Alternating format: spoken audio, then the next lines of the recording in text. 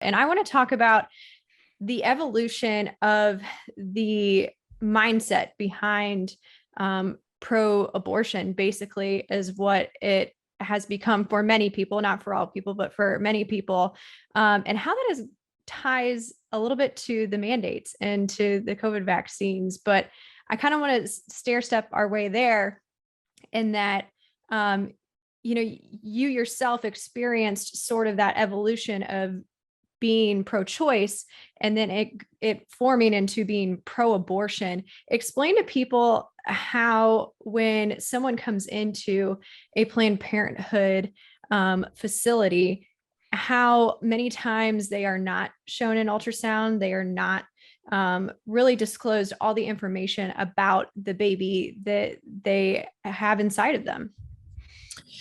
Yeah, I mean, they're not actually given any information unless it's, state mandated and they think they're going to get in trouble.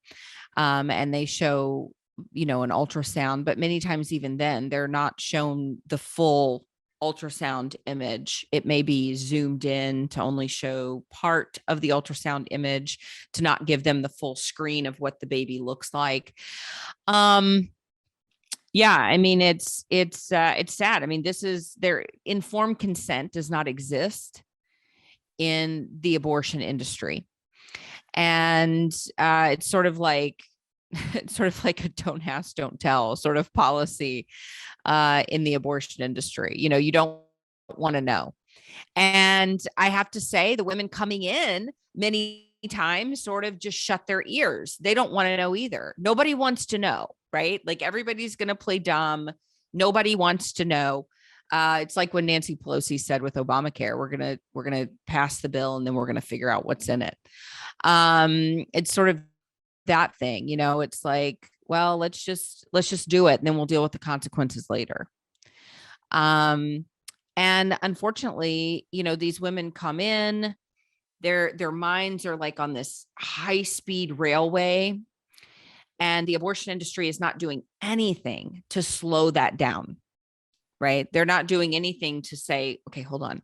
Now, have you thought about your options? Have you thought about parenting? Have you thought about adoption? Do you have anybody that can support you? Absolutely not.